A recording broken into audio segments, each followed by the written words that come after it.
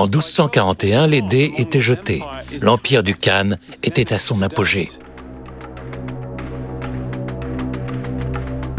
À ce stade, les Mongols dominaient un territoire immense qui s'étendait des frontières de la Hongrie et de la Pologne jusqu'à la Corée, en passant par l'Eurasie tout entière.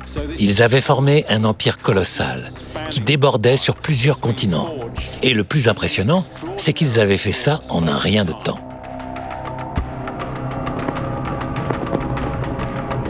Les Mongols n'avaient rien à craindre du côté de leur pays conquis, que ce soit la Rousse de Kiev ou les steppes des Kipchaks. Tout le monde savait de quoi ils étaient capables. Ils n'avaient plus rien à prouver. Ögedei Khan est l'homme le plus puissant du monde. Il est sur le point de conquérir l'Europe. Plus rien ne peut freiner l'avancée fulgurante de son armée. C'est à ce moment-là, en 1241, qu'Ögedei Khan est mort. C'était un alcoolique avéré, et ça a fini par le rattraper. Il est mort prématurément. Et même si on ne sait pas exactement pourquoi, c'était sûrement lié à son mode de vie. Ça faisait des années qu'il ne se refusait rien et qu'il vivait dans l'excès. Même naturellement, ce n'est pas étonnant que son corps ait fini par lâcher.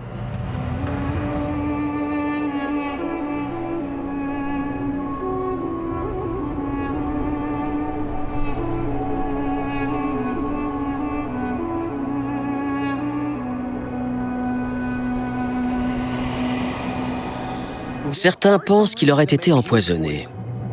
On raconte que de son vivant, il n'aurait pas traité ses sœurs aussi bien qu'il aurait dû, et qu'il aurait continuellement bafoué leur autorité. Sauf qu'elles avaient quand même une certaine influence à la cour mongole. Donc une première possibilité, c'est qu'à force, elles en aient eu assez de l'avidité de leur frère et de son manque de respect. Sa soif de pouvoir empiétait sur la leur et les privait de territoire, donc l'une d'entre elles a peut-être fini par décider de se débarrasser de lui. Une autre possibilité, c'est que, oui, il ait bien été assassiné, mais plutôt par sa femme, Thoregen. Après la mort d'Ögedei, c'est sa femme qui a repris la bureaucratie impériale. Elle a aidé à planifier le Kurultai, où devait être élu le prochain empereur. En temps normal, c'était le Khan mongol lui-même qui désignait son successeur. Mais pas lui. Il n'avait pas prévu de mourir subitement, donc il n'y avait peut-être même pas réfléchi. Thoregen s'est peut-être dit que c'était le moment pour elle d'aider son premier-né à s'emparer du pouvoir.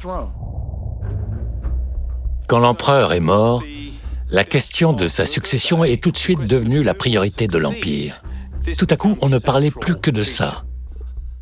Il y avait certes ses descendants directs, mais pour les clans nobles et les autres branches de la famille royale, c'était une chance de tirer leur épingle du jeu. La tension politique interne était à son comble, donc les conquêtes ont été mises en pause. Les Mongols ont dû se regrouper en Mongolie pour le Kurultai et décider ensemble de ce qu'il allait advenir de leur empire. Tous les princes, les nobles et les commandants de l'armée mongole en campagne à l'extérieur ont été convoqués. Ils sont rentrés au pays pour choisir le nouveau Khan. C'était un tournant crucial pour leur empire, parce qu'à ce moment précis, ils n'avaient plus personne pour les diriger. Il fallait absolument que les différentes factions trouvent un terrain d'entente pour remplacer Ögedei. Une fois que ça serait fait, ils pourraient reprendre là où ils s'étaient arrêtés. Ils avaient stoppé d'urgence les invasions, mais l'Europe les attendait.